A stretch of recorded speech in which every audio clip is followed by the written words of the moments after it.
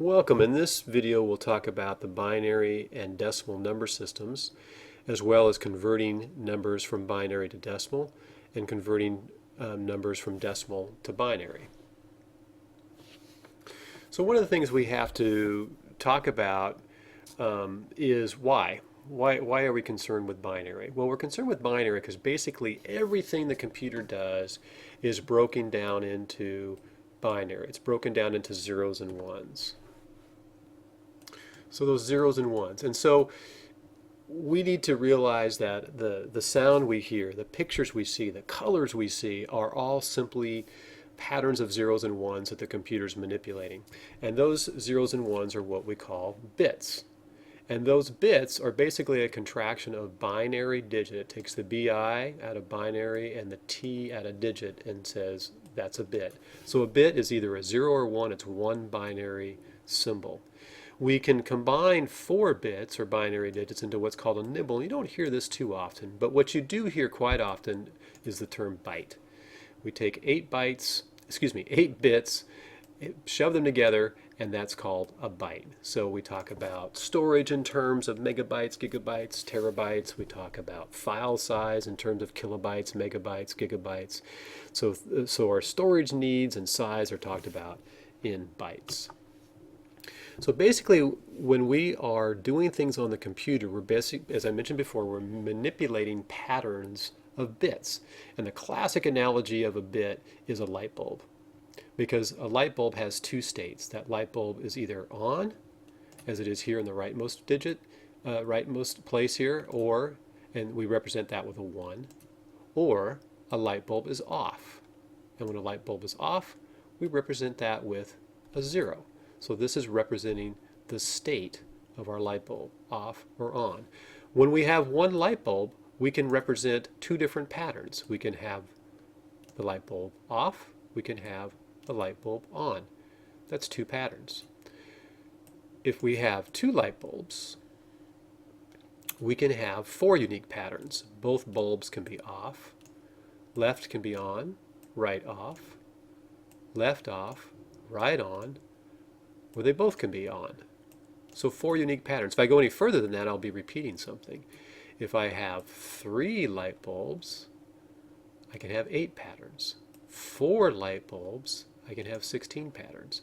5 light bulbs, I can have 32 patterns, and on and on and on. So you hear things about 32-bit operating systems and 16-bit operating systems, and that's simply given us more patterns that we can manipulate to do the things we want to do. 16-bit color, that's a lot of colors if you do 2 to the 16th. Same thing when we're looking at numbers. When we're looking at numbers, we're simply, and this is what we'll get into, it's simply manipulating a series of bits. And in our case, we'll use 8. So we'll use a unique 8-bit pattern to represent a particular decimal number. In this case, this particular pattern represents the number 25, and we'll see how to do that in just a moment. So let's kind of get some terminology under our belts. So we need to know what base that we're referring to when we're dealing with technology.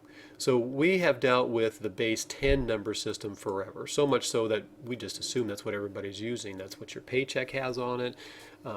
That's how we base our age. That's how we count. Everything is in base 10. And a base 10 number system has 10 symbols, 0 through 9. Our base 2 number system, which is binary, that's what the computer uses, it has 2 symbols, 0 and 1, that we mentioned earlier. So when we talk about binary numbers, for example, the binary number 101, we say that's 101. So that's the base 2. We also need to be able to work into exponents when we're dealing with our number systems. And so just a quick review. So if I have a number with a superscript that is an exponent, we're basically saying take that number and multiply it times itself that many times. So 10 to the third is 10 times 10 times 10, which gives us 1,000. 2 to the fourth, 2 times 2 times 2 times 2, which gives us 16. So kind of be aware of that when we look at column values here in just a moment. And then finally, our binary numbers, we're using that same principle of place value, which you've probably forgotten all about, so we'll review, to determine what the binary values are, just like we do with decimal numbers. So that's what it will take us to in our next slide, is let's review place values. So probably back in first grade, when you were learning about numbers, we look at this number 4,297. Well, really what it is, it's a number that's comprised of 7 units, 9 tens, 2 100s, and 4 1000s. So I have a 4,000 plus a 200 plus a 90 plus a 7 gives me 4,297.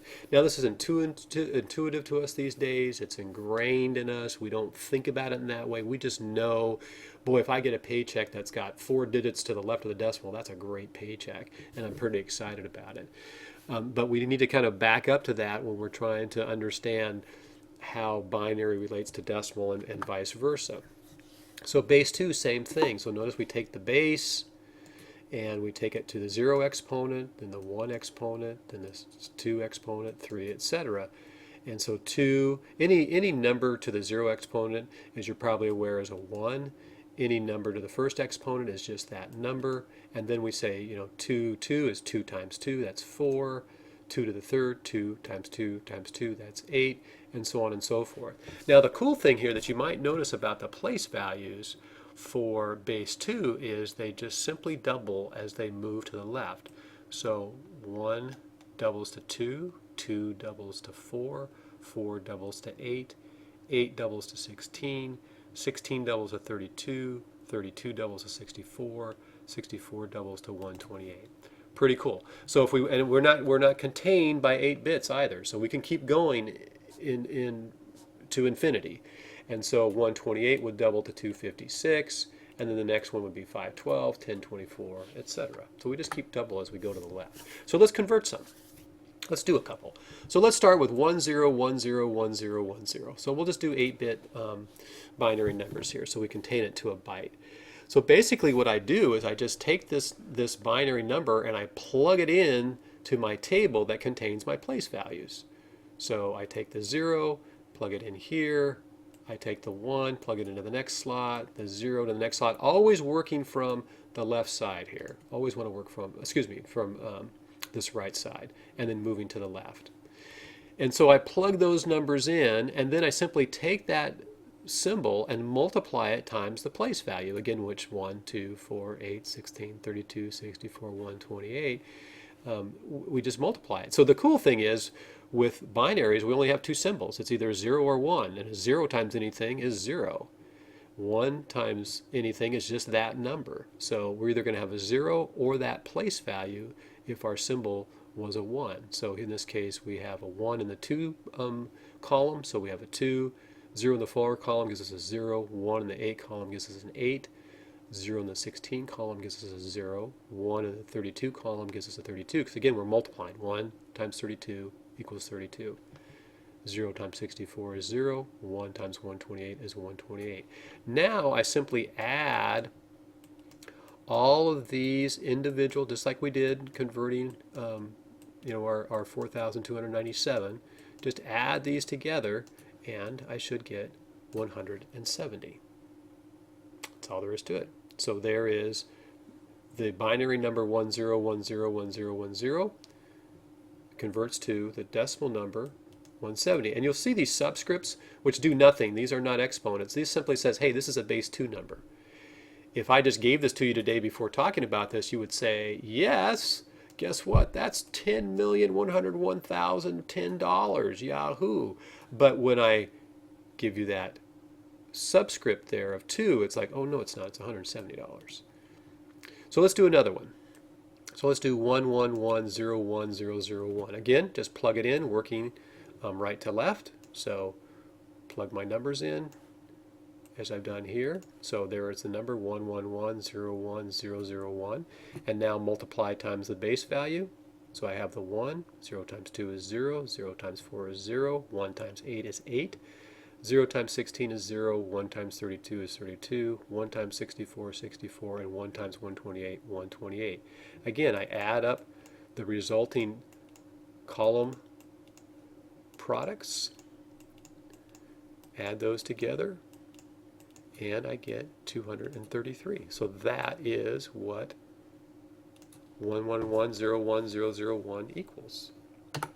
Okay, now let's go the other way. Let's convert a decimal number back to binary. So this one is a little more involved, but when you understand the basics, it's also very, very simple. So let's take this 237. We know it's a base 10 number because of my little subscript here and the fact that it's more than zeros and ones, so it can't be base 2. But it could be hexadecimal base 16, which is another class. So what we do is we take our table here. We've got our 8 columns that represent our byte with our column values or place values. So that I want to ask the question when I start with one particular number, okay, what number in this column is the largest number that's less than or equal to the number I'm trying to convert? So 237. The largest number less than or equal to, well, guess what? That's going to be 128. So I put a 1 there. Then I take that 128 and I'm going to subtract it from 237 and I have a new number. And now I repeat that process from that number for that number. All right, now what number in my table is less than or equal to 109? The largest number less than or equal to 109. Well, that's 64. And then I'm going to take 64 and subtract that. I'm left with 45. What's the largest number in my table that's less than or equal to 45? Again, less than or equal to 45. So it doesn't allow me to go backwards. That's 32.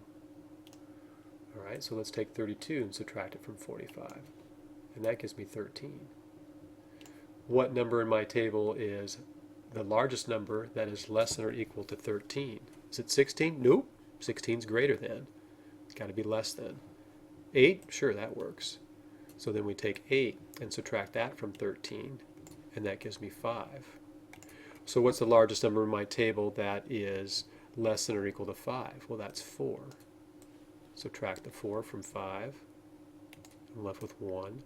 Largest number in my table that's less than or equal to 1? 2? No, that's greater than. That doesn't work. 1? Sure, that's equal. That works. Subtract that. I'm left with 0. Yahoo, I'm done. So those places that we skipped, those are zeros. And you can check your work here because you can add our final place products, if you will, and see if it equals 237. If it did, we know that it worked. So 128 and 64 is 192. Then 192 and 32, that's 224. 224 and 8 is 232. 232 and 4, 236. And 236 and 1, 237. So it checks. It worked. Yeah, I love it when it works out like that. All right, cool. So that's what that is. Let's do another one of those. Just a little bit different. So 53, base 10. So ask the question, the largest number in our table that's less than or equal to 53. That's going to be 32. So we're going to subtract that from our 53 and we get 21. Largest number in our table that is less than or equal to 21, that's going to be 16. Okay, so let's subtract that from 21. And we get 5. Largest number in our table that is less than or equal to 5, that will be 4. Subtract that from 5, and we get 1. Largest number in our table that is less than or equal to 1, and that is 1, which is equal. We subtract it. We get 0. The other spots are simply 0. We should be able to add them together and get 53 to check. 32 and 16 is 48. 48 and 4 is 52. 52 and 1 is 53. It checks. Excellent. All right, that's all there is to it. So as you work through this in the lab, let me know if you have questions.